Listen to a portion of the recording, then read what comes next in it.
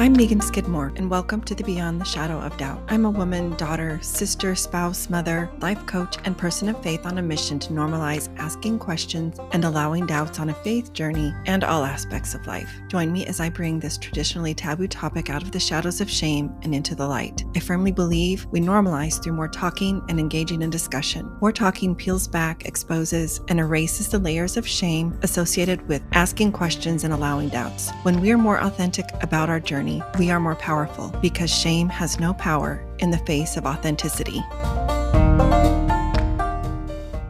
Beyond the Shadow of Doubt is a proud member of the Dialogue Podcast Network, which is part of the Dialogue Journal found at dialoguejournal.com/podcast. Founder Eugene England was a Mormon writer, teacher, and scholar who wrote, "My faith encourages my curiosity and awe. It thrusts me out into relationship with all creation and encourages me to enter into dialogue. My hope is that this podcast is an extension of that vision."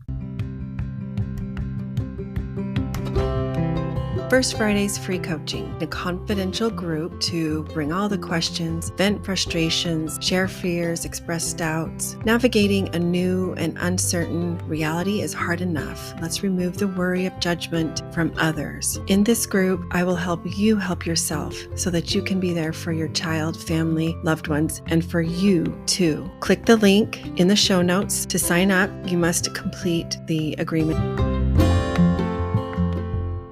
Hey, everybody. Welcome to the Beyond the Shadow of Doubt podcast. I'm Megan Skidmore, your host, and I'm thrilled to be with you and share today's guests with you. I actually have two with me. Heather is the mom to 4 kiddos, one of whom identifies as LGBTQ+. However, that is not the individual that will be sharing with us today. You also have a kiddo who has been diagnosed with ADHD, Cole, and Cole is here with us today. You all are from Shelley, Idaho, and I'm so pleased that you agreed to come on the podcast and share about your journey. So welcome. Yeah, thank you. Yeah, thank you.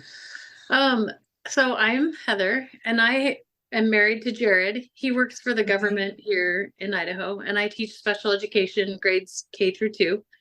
And then we have Porter, who is married and has 1 baby and 1 on the way. And then Emmy, who just got married this summer, and she married Izzy, and they live in Portland, Oregon. Okay. And Samantha, Sam is our daughter who in high school came out as gay, and she lives in just the next town over from us and lives with her girlfriend, Taryn, who we love and feels like she's just always kind of been here, just part of our family forever. And then Cole's the baby, and he is finishing high school and managing at Costa Vida and dating his girlfriend, Elle. Mm-hmm. And if you want us to just start kind of at the beginning. Thank you for giving us that background information. Little rundown. Yes, Yeah. just dive right in. I think I remembered everybody. When Sam was in high school, during the pandemic is when Sam came out. And it's right about that same time Cole's anxiety kicked into hyperdrive. I think between the pandemic and his sister having to come home from BYU, Hawaii, his older sister, because they kind of sent everybody home off the island who wasn't a native there. You had to come home, a resident. Okay. So they sent all the college kids home. So she had come back home, and she was kind of going through her own volatile time of being kicked out of her last year of college and having to finish that at a home and leaving her friends. And so she was kind of a mess. And then Sam had just come out maybe 2 weeks before that. And we knew Cole was struggling with ADHD and had kind of talked to his teachers about it, but it was then that his anxiety kicked in and we really started to see, he'd always been kind of an anxious kid, but we really started to see some things we were kind of worried about at that time. That's also when he discovered music. Okay. So he decided he was going to teach himself how to play the piano by watching YouTube. And he did. And I said, wait, we're going to take piano lessons if you're going to do this. Right. We're going to do it the right way. So he took piano lessons. Reading music was not an option for him. He he like really struggles Not with good at it. But if you play him a song, he can sit down and play it on the piano. Or if you tell him the song kind of goes like this and give him 3 or 4 notes, he'll write you a whole new song with it. So that's during the pandemic is kind of when he struggled with anxiety and ADHD and then discovered his musical talent also. There was one night in particular when Sam was wanting to go. The pandemic was so weird because nobody had a bedtime. There was no school. So it was just a really weird time. We're all working from home. Going to school from home. It just, the restaurants were shut down. So the kids so Sam wasn't working at Costa. It was just weird.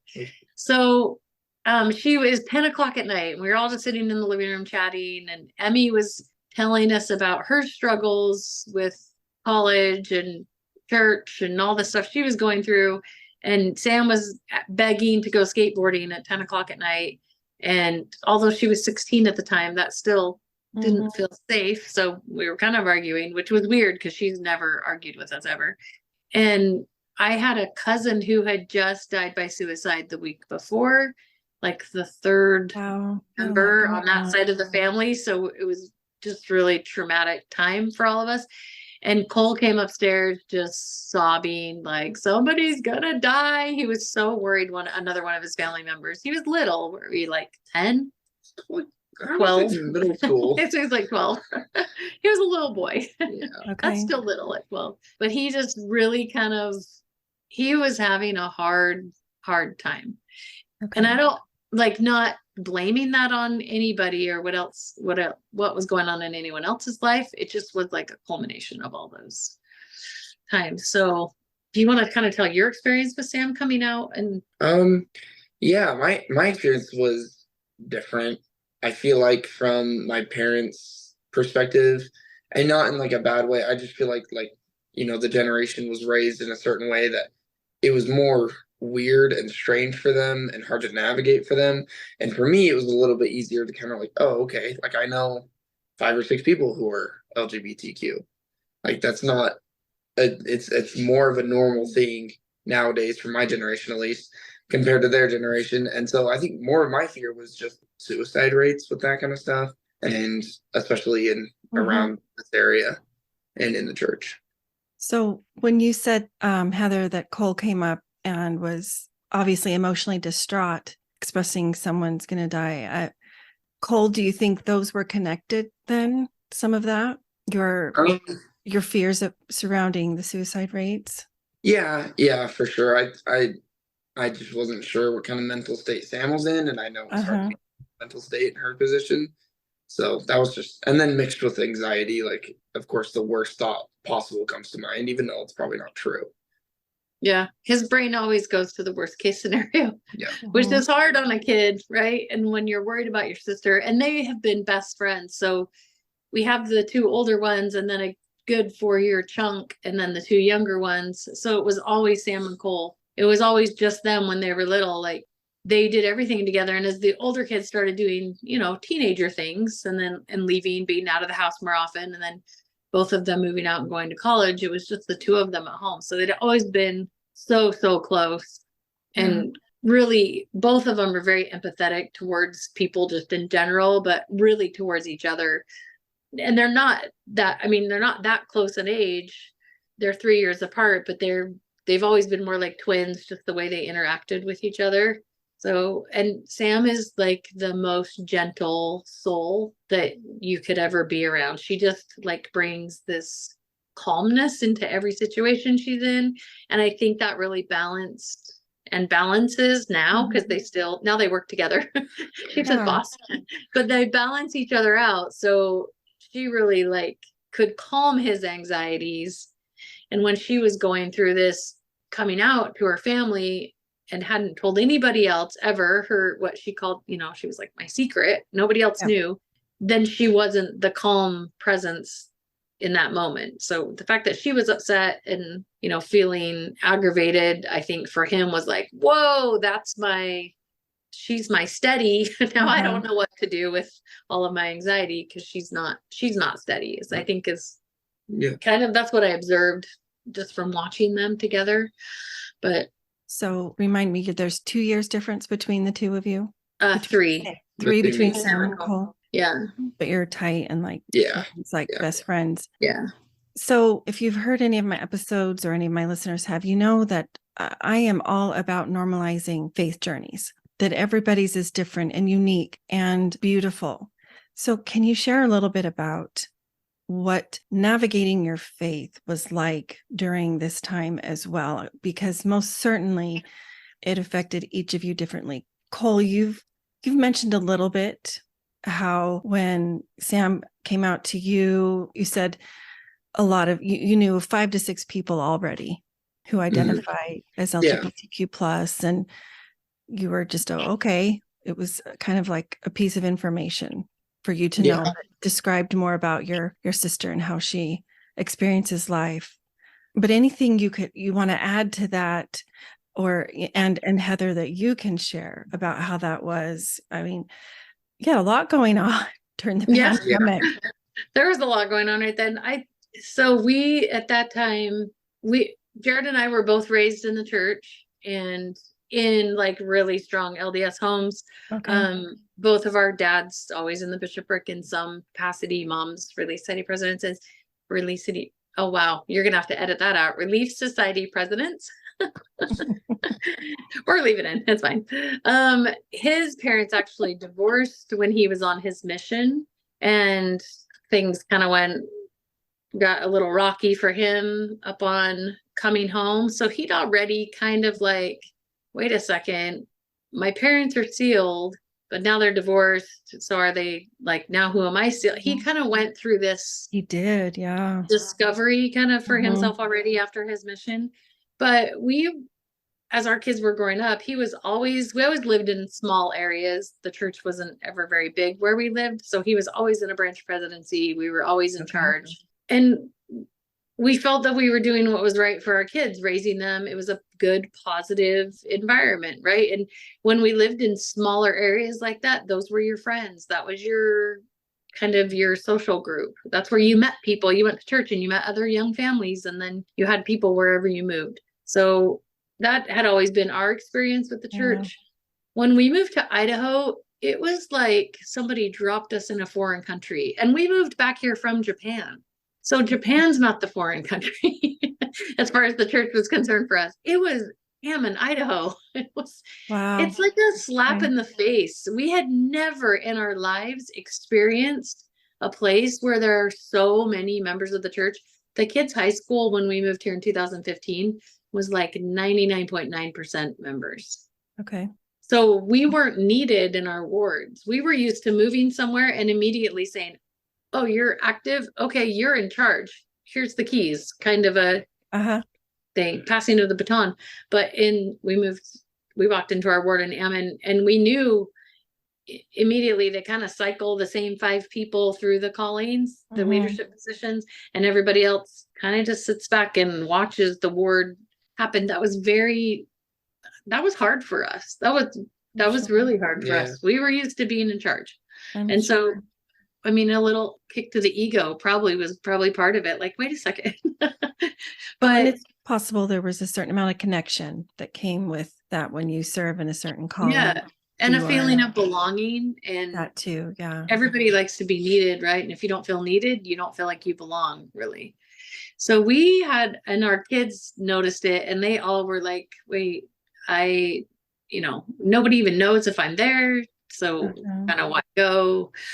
Kind of a feeling. And that was hard for us at first to hear them say things like that. And you also get into the like the old school kind of ways of the church. When you move to a community where there's a lot of members, you get so much old tradition, and I don't want to disparage anybody, but it was really like definitely traditions, not how the church was set up, not always following the handbook, like just kind of doing things because they'd done it that way for so long. Yeah. And that the kids, when they would come home from Sunday school, we would sit down and have to have like a lesson, because some of the information they were getting, we're like, well, hang on a second. That doesn't sound right. So, I mean, it was Yeah, it was hard. So when Sam came out, we knew that that was not the ward where she would be accepted and loved. Like, and we were so grateful for the pandemic at that point, because not for the pandemic, but for the home church, for being able to be home. That sounded wrong, but we were very thankful that we were at home for church, because we knew she was safe and protected in her home, and that we could still teach her gospel teachings and have her where we could make sure her feelings were spared. But I prayed immediately, right? That's where you've always been taught to go. And I just had the feeling repeatedly, this isn't your problem. Your job is to love her. I got her. Like, stop worrying, which is really hard to do for me because I'm a worrier. But I don't know if you felt anything. You were 12. So. Yeah, I was younger, so it wasn't as much of a deal for me. And I honestly probably didn't even notice what was going on. I feel like, honestly, it's been more recent that I've kind of had. I mean, like, first of all, I'm still an active member of the church, and I still believe the doctrine, and I follow it. But there's just like times where, it like doesn't coincide with how my sister lives her life, and that sucks a little bit. So that's just been, I mean, as I've gotten older, kind of stuff that I've seen. And then there's small other things that just kind of throw me off a little bit, that I kind of feel like you get to a certain point in your life and you mature at a certain point to where you kind of start to look back on everything that you were taught when you were younger and go, oh, maybe this wasn't what I feel is actually right. Maybe I have my own opinions about something like this, and I don't just follow this blindly.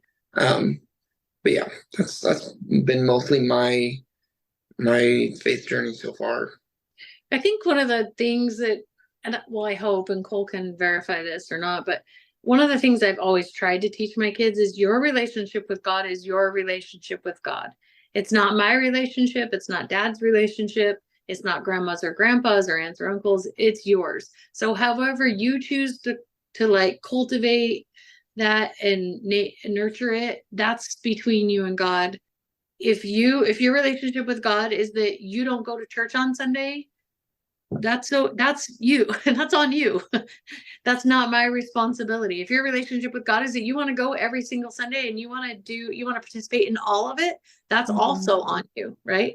And when they're little, yeah, you're responsible for driving them there or making sure they get to the activities on time. But our kids, as they've gotten older, have really taken responsibility for that. And I love that about them. I think it's amazing. I think they're way wiser than I was. I was an idiot at 18. I didn't know that. That wasn't even a thought in my mind that I was responsible for my own feelings towards God.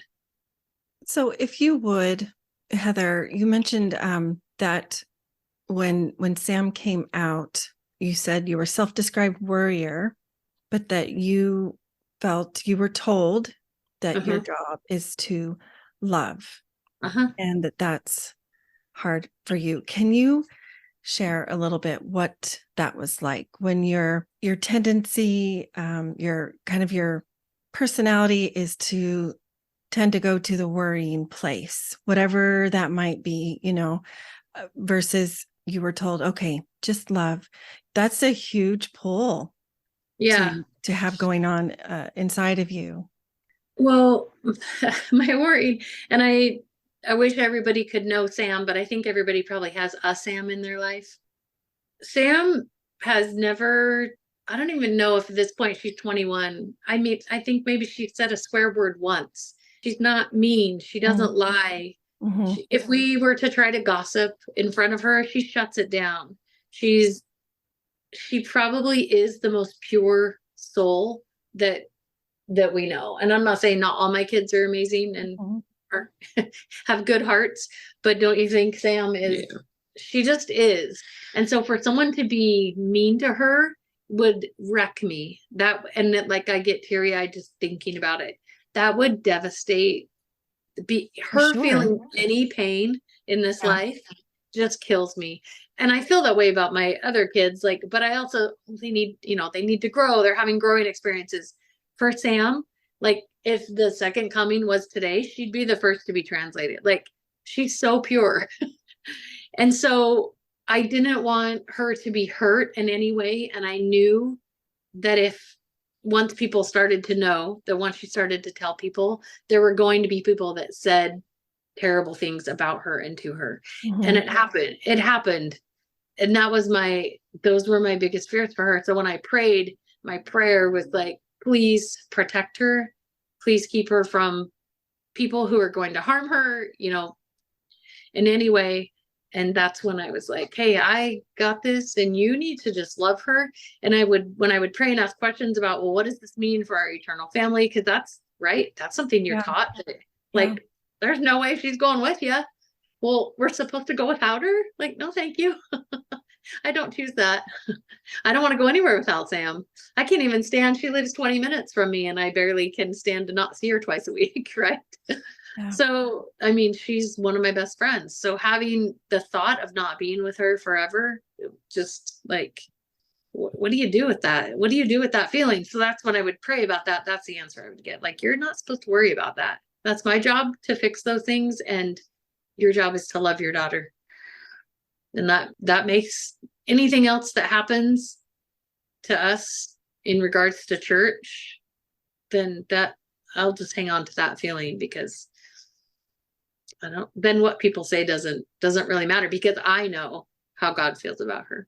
So I don't really care how anybody else feels about her. But if they hurt her, I'm going to care. Then we're going to have a problem. That's really sound and loving advice. Both of you have shared that just because somebody is living in a way that's different than what you might wish, that doesn't preclude you from loving them. And I can tell you both love unconditionally. And I love how you shared that you have turned the responsibility over to each of your individual kids, which is the principle of free agency, of free will, that we believe in the LDS faith, and lots of conservative faiths do, actually. Right. And how you have felt, my job is just to love, not to worry, because I know how God feels about Sam. That's just really beautiful. Yeah. You did mention, you've questioned before, what's going to happen to Sam after this life. And I'm sure that's not the only question that's come up for you as you've navigated this in your family.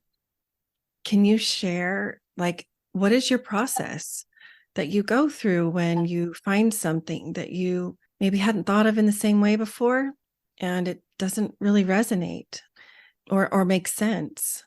Well, I heard a quote yesterday, and I'm going to just slide you up so I can go look at it really quick, because I was listening to a book, and I hurried and made like a note of it in my phone because I didn't want to forget it. And it says, people only see the truth if it's close enough to their own reality. So I think that my reality has changed, that all of our realities have changed, and we are more able and readily able to see the truth. We only know what we know, right? People say they know, they want to think they know. We sat in a Sunday school lesson, and it was about the 3 degrees of glory. Mm-hmm. And someone was making a list on the board about who was going, not names, but the kind of people, right? The choices that would get you placed. And I just sat there thinking, this is ridiculous. Nobody knows. You don't know. You have scriptures, you're reading your scriptures, you're interpreting those. You think you know. We don't know. We don't know. There's no way to know. And I think having a strong background in prayer, like just as a child being taught, that I can turn to Heavenly Father when I have questions and need answers. And he's always talked to me, I think the way I understand, kind of like, you're being dumb. Mm-hmm. Stop acting like that. That's not even like a real thought, Heather. Stop having that thought. He talks very plainly to me. And that's how I've always received my inspiration. But that, like that thought that that's not my job to worry about her and to only love her was so clear and has been so repeated so many times that I can't deny that's how he feels about her or anybody else. And I think sometimes at church, we get people, they place themselves on this pedestal. They're so high that they think their opinion of other people matters to God. He doesn't care if I think so and so is a sinner. Yeah. Right. Exactly. And we don't, he's so much bigger and so much more than we know. Yeah. We put these human characteristics to God, and I believe that's not how it is. That's really great. Those examples are just perfect. And I want to go a little bit deeper with you on the one that happened in your Sunday school class. But before I do that, Cole, I just wanted to give you the opportunity to share, how you navigate when something comes up that doesn't resonate with you, or it's causing some confusion, or doesn't make sense, or you don't understand. He texts his mom. Yeah. I get a lot of fun texts from his seminary class. Okay. Yeah. Well, kudos to you for building that relationship. I mostly honestly put it off a little bit, which is probably not the right way to do it, but I have a really strong trust in God and Heavenly Father that things are going to go the way that they plan them to go. So I kind of just like, if I don't understand something, I really do try to understand it as well as possible, but a lot of times I'll just say, like, I might not fully agree with this, but right now I don't have like the, I guess, knowledge or like energy to look into it. So I will just let God take care of it, which yeah, that's honestly my way of just navigating things that are hard for me. Yeah. I think that's really wise. I think a lot could benefit from taking a more hands-off approach, allowing God to steer the ship, so to speak. And I would offer to you that there's not really a right or wrong way. When you say that you've put it off, maybe that's not the right way, or maybe it's just a way of navigating something that's you're not sure about in the moment. And honestly, curiosity is a beautiful place. Curiosity, wonder, exploration, being open to what's next, I think is a beautiful, beautiful place to come from. And then letting God direct, letting God lead. Heather, you talked specifically about an experience in your Sunday class where they were talking about a doctrine specific to the LDS faith, about the 3 degrees of glory. And you gave us an insight into your internal dialogue. I'm curious to know, did you feel comfortable raising your hand and saying that out loud? And then in general, how do you feel about acknowledging questions and doubts within your faith community, whether it's in a church building or even, one-to-one, going on a walk with a friend or at lunch or wherever?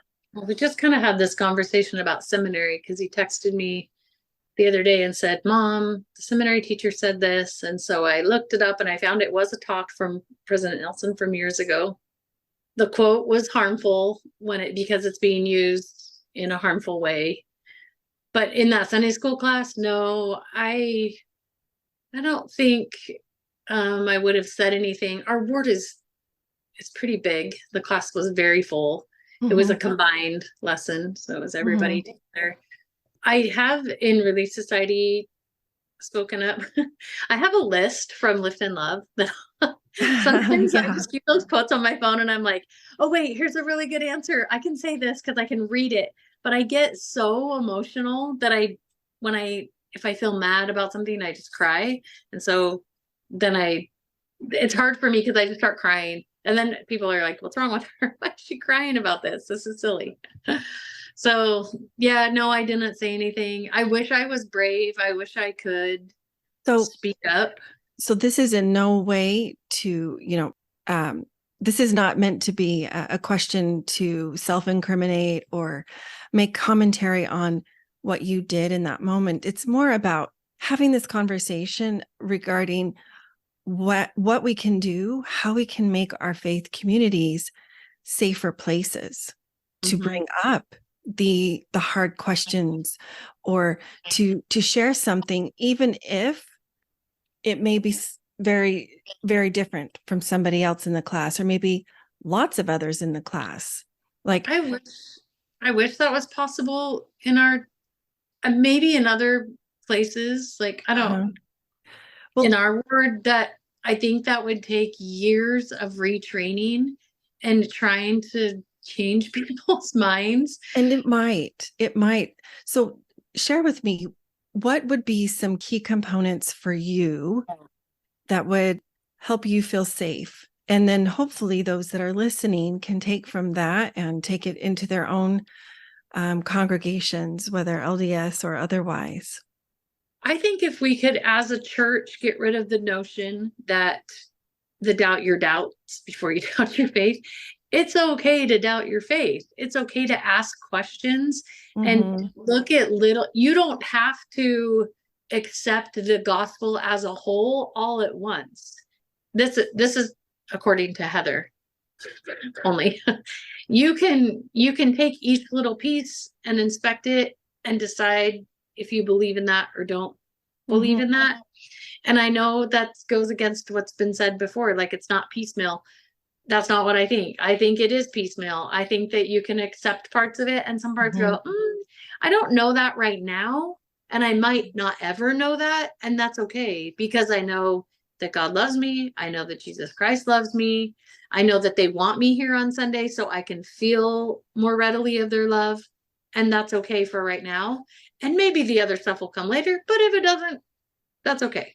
That's kind of the point I've gotten to. And I know that people would say that's wrong, but if we could accept that everybody where they are, rather than if they ask a question or make a statement, pointing out to them how wrong they are and shame them or blame them for not knowing something or making them feel stupid for not knowing something. Not everybody reads their scriptures for an hour a day.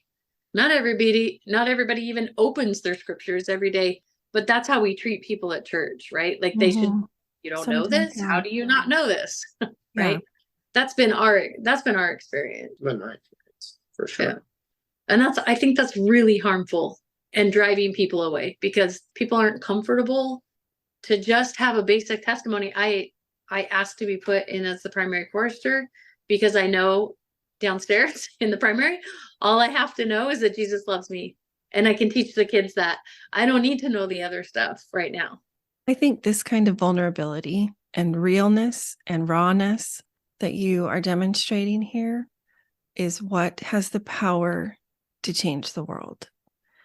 And it takes one story at a time, one life experience, one human and their life experience at a time. To your point, you mentioned how your husband, when he returned from his mission, his parents' marriage had dissolved. I am certain that he, whether he intended to or ever thought that he would prior to that, started to look at some of the LDS beliefs and even doctrine in a different way, because now some of it had the potential to be very hurtful. It didn't fit anymore. Or painful, or it no longer fit. And so I think that's really fair of you to say, personalize your testimony. I mean, what greater thing can we do than to take, that's how you know that you really care about something. You put in that effort, you put in that energy, and that might be over a period of time. I heard you a little bit earlier. I'm tired. I don't have a lot of energy. I get that.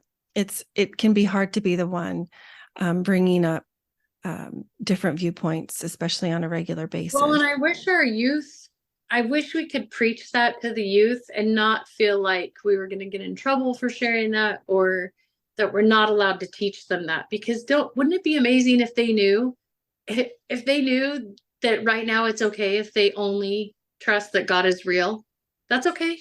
That's okay. Like this journey, if it's eternal as we're being preached, if it really is eternal, that's okay that right now you only believe that God is real. I That's agree. okay. Progression is ongoing and infinite. Yeah. I think in the church that's the way I there's see it. there's this like crazy idea that we have to be all knowing by the time you die, right? Like I gotta hurry up and learn all this stuff before I die. I don't have who knows when that will be. When am I gonna go? We don't know. But you feel like you have to learn the entire gospel. I was feeling so much pressure, like I don't know enough. I don't know how to deal with this situation because I don't know enough. I don't know all the gospel principles and all the facts. Yeah. And then when I kind of came to the conclusion when God told me, you're okay. It's okay. I love that so much for you. So tell me, you were born and raised in the LDS faith. How has your faith journey been different than maybe what you thought it would be or might look like at this point? I think I saw the church through such a narrow lens earlier, like one way, right? One way to do everything. And I think my personal testimony and my personal revelation that I have received, letting me know that our way might not look like other families in the church, but that's okay because it's God's way. There's no way that he did not have in his plan for Sam to meet Taryn and Taryn to be part of our family. We were not complete without her, right? I love that. She came into our family and she made our family complete. She was like the missing link. So there's no way that that wasn't in. He loves her as much or probably more than he loves us some other people because she's very lovable. She's a lot like Sam, just a really pure soul and just kind of integrated into our family like she's always been there. There's no way that's not an eternal family. So yeah. That epitomizes all are alike unto God for me. Yeah. Yeah. It totally epitomizes that. That all are like unto God gets skipped over so much in the church, and it makes me really frustrated that's a huge. I feel like that's an integral part of the whole church, and it is not talked about or said or discussed as much as it should be. Tell me what it means to you, Cole. It means that we're all the same. If we preach that he loves everybody, then why are we preaching that? For me, being LGBTQ is a part of you. That is a part of your personality. It's the same thing as I don't like me making music. It's the same concept for me. So if that's a part of somebody and we are born like that, or sorry, not like that sounds weird. We are born being LGBTQ. Then why are those people any different from somebody who's straight? Why is that different in God's eyes? If you're born straight, then you are like somebody who was born LGBTQ. It's the same thing. So why is that a sin for them? That's something that I just have never understood. Why that's seen as a sin when we say all are alike. Yeah. Thank you for being courageous and real and sharing your thoughts about that. I have so much hope in this next generation, your generation, Cole, and I appreciate so much your open-mindedness and above all, just the unconditional love that is so apparent that comes across in your words and in the stories that you're sharing. It's just amazing and beautiful, and I love it so very much.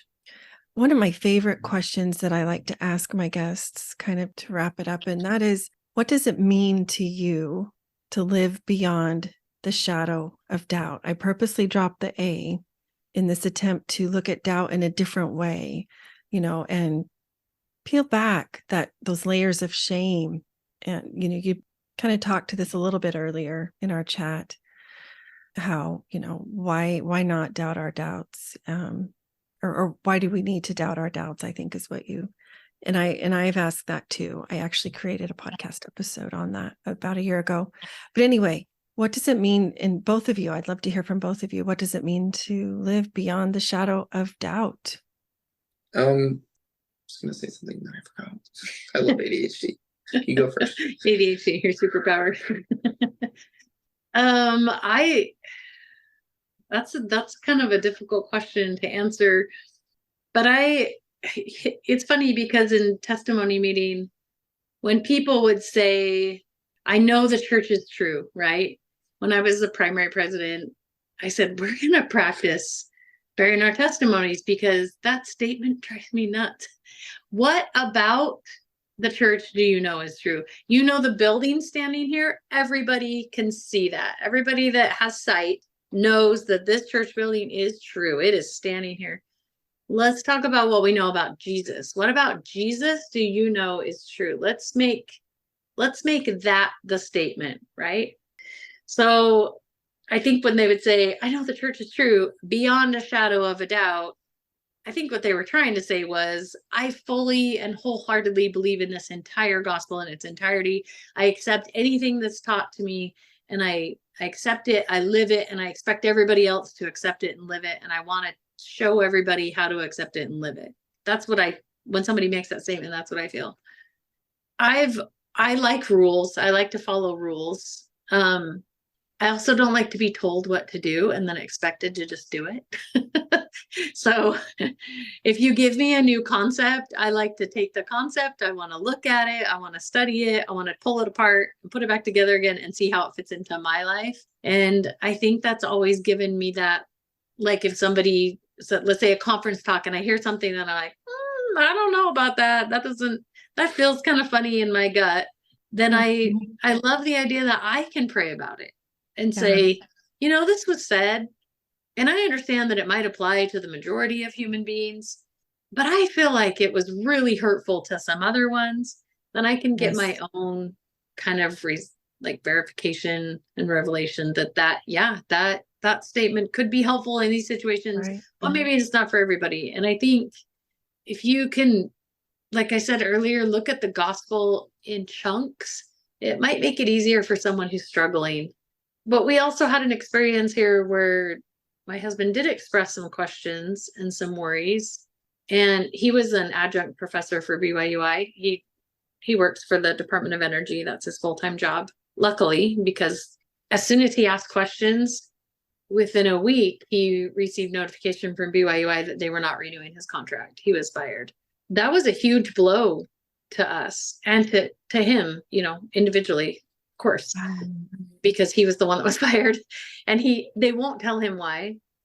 He can't get answers from anybody. There's kind of this team, I guess, that looks at your membership and decides if you're worthy to be a professor or not. His Temple Recommend interview was great. It's current, but something in his questioning made somebody think that he would poison the well, so to speak, or, not be the best influence. Sorry. I'm so sorry that happened to your family.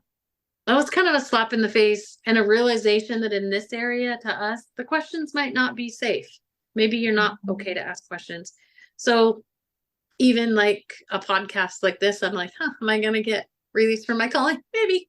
I don't know. We'll find out. I hope not, because I love it. What you shared about what it means to live beyond the shadow of doubt. I think we are meant to personalize our journeys. I think that's what the definition of personal revelation is all about. Following our intuition, our heart, following that divine guidance within us, whatever you term it, following the spirit. That's where the growth for us, for me, for you personally, on a very personal level happens.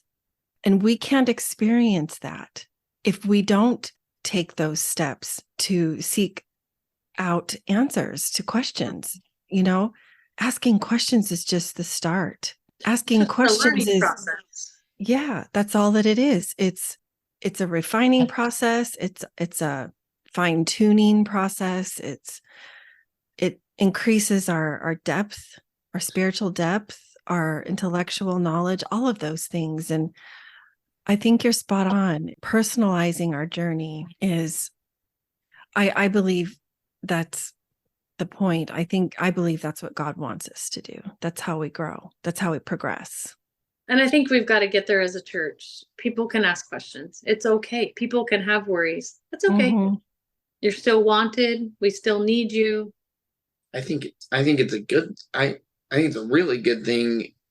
And the only way, not the only, one of the best ways, in my opinion, to actually get closer to God and build your faith Mm-hmm. is to ask questions. And I think Right. there's a huge stigma around asking questions. That's kind of like, oh no, you don't question the church. But okay, but then how am I supposed to learn more? Like, Mm-hmm. in my personal experience, and this is kind of ties into living beyond shadow of doubt, is or asking questions. What was it? Yeah, living beyond shadow. Is that I have to ask questions about the church to actually learn more and build my faith and get closer to God. And historically, that's what's made the church as a body better. It's addressed things like discrepancies or inadequacies or imbalances regarding race, regarding gender, regarding equal opportunities and things. And there's still much to be learned and implemented. And so I agree with you, Cole. How else can you learn if you don't ask questions? Yeah. Well, and the church was founded on a question. Mm-hmm. Right? Yeah, I think absolutely.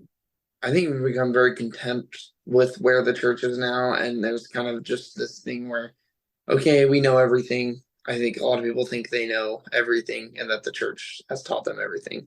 And I don't think that's even remotely true. The scriptures teach that it's not even remotely true, that God knows everything and so much more than we could even comprehend.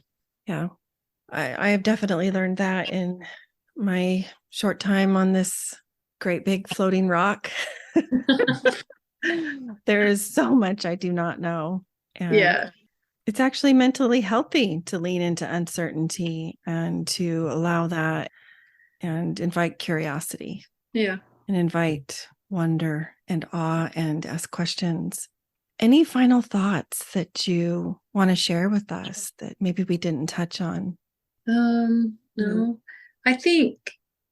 I hope that your podcast is reaching more than adults. I hope it's reaching some youth also, because I just want them to know that it's okay. Come with what you have. And then if you build more, you build more. And if you don't for years to come, that's okay too. We still want you there. Please don't think you can't come because you don't. I mean, that goes for adults too, but I think our youth, it's so important for them to know. Just it is. Come how you are, gay, straight, trans, we want you. Like you can sit with us. We want to feed you dinner after. You have family. Yeah, I agree. One belief, few beliefs, big belief, little belief, wherever you are in between, just whatever. Come. Yeah. Just come so I can love on you, because my kids are leaving me one at a time. I'm running out of kids. Come let me be your mom. That is a great final love note to end on. I do have a few questions that I like to ask just so our listeners can get to know you on a more personal level. And I'm just really looking for 1 or 2 word answers. So I'll ask you both. Okay. So tell us your favorite book. I'm listening to The Midnight Library right now. Okay. Sounds fun and intriguing. It's really heard good. Of that. It's where my I'll look it up.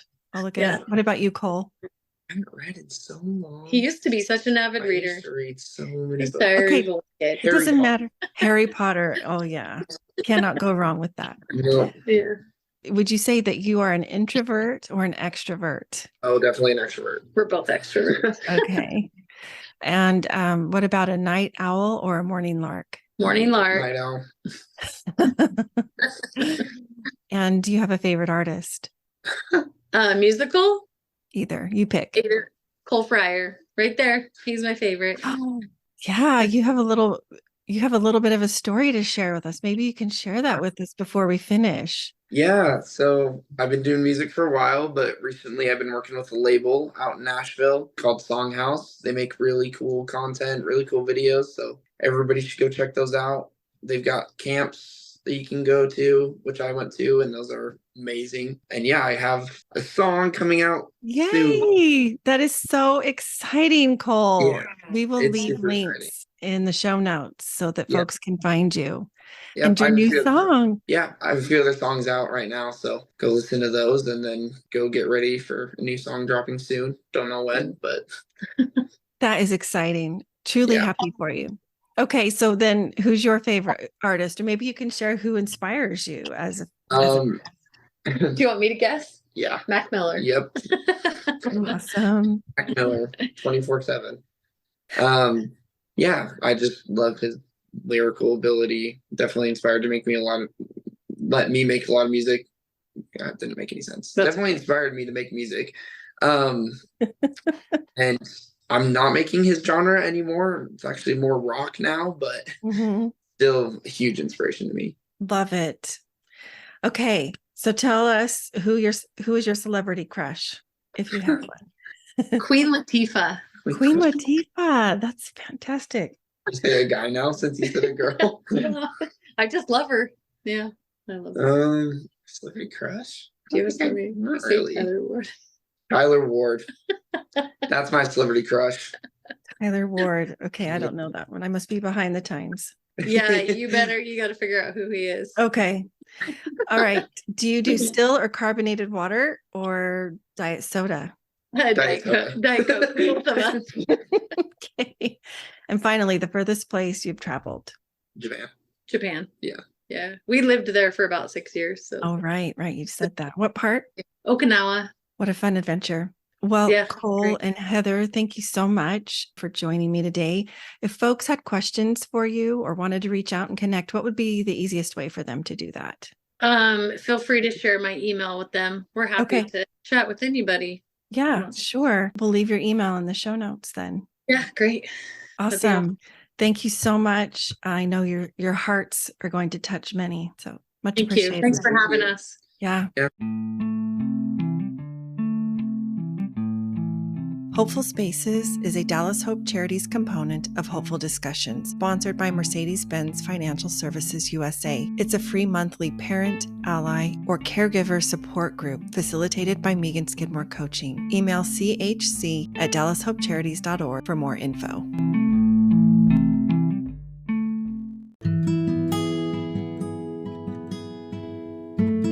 Visit meganskidmorecoaching.com to find this podcast and additional free resources, including the link for a complimentary coaching session. Follow me on Facebook or Instagram for more, or to send me a DM. Help the podcast grow. Please follow, review, and share with a friend.